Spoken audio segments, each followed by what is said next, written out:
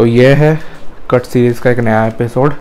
आज के इस एपिसोड में हम बात करने वाले हैं कि क्या आर्म्स के बारे में बात करने वाले हैं और वर्कआउट लगाने वाले हैं आर्म्स का। पर सबसे पहले मैं आपको कुछ बताना चाहता हूँ।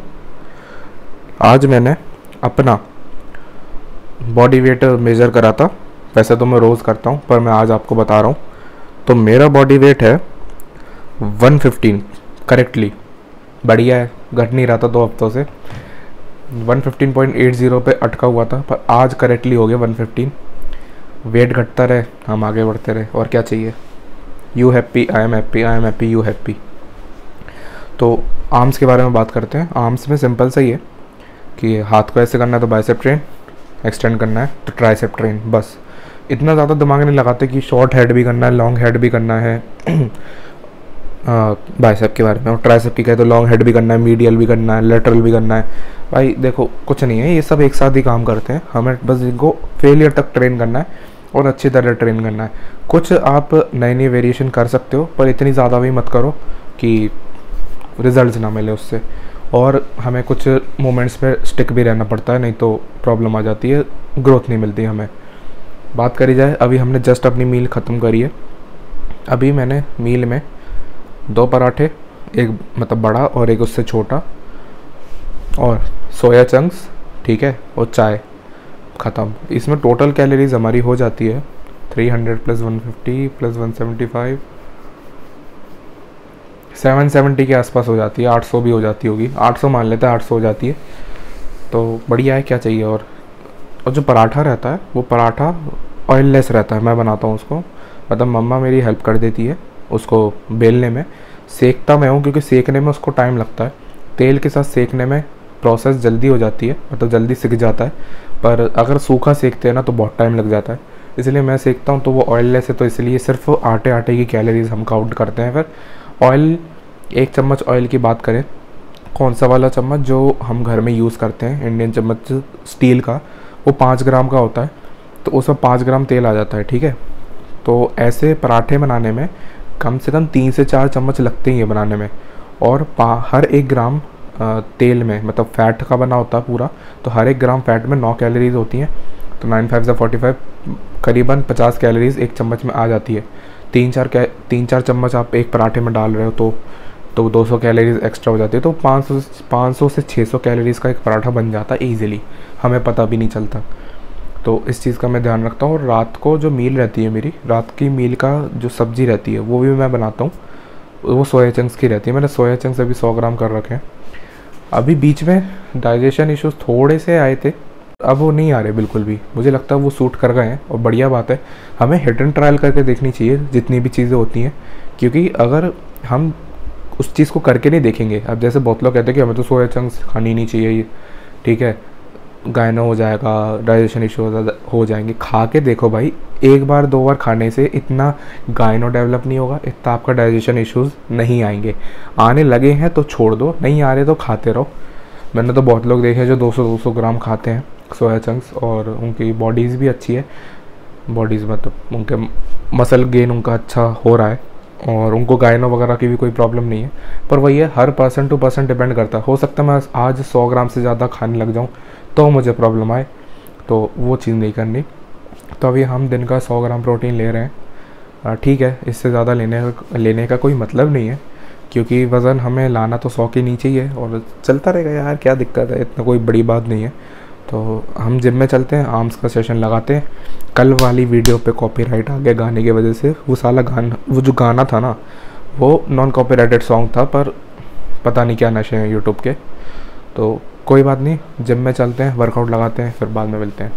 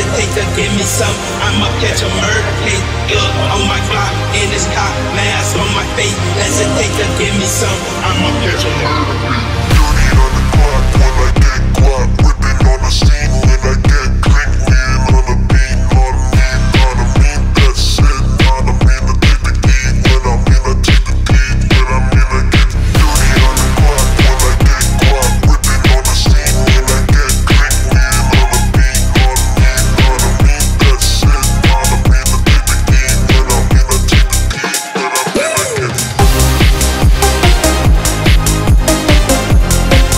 to get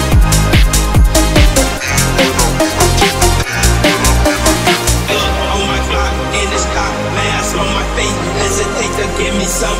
Hey, on my block, in this cop, mask on my face. Hesitate to give me some. I'ma catch a murder case. dirty on the clock when I get guap, whipping on the scene when I get click, mean on the beat, on me, that's it, on the mean to take the heat, when I mean to take the heat, when I mean to get dirty on the clock when I get guap, whipping on the scene when I get click, mean on the beat, on me, that's it, on the mean to take the heat, when I mean to take the heat, when I mean to get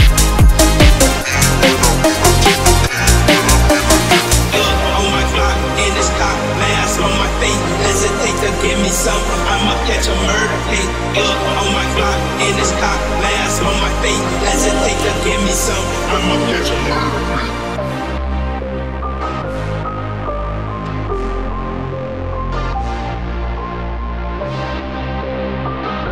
तो session से आ चुके हैं हम वापस।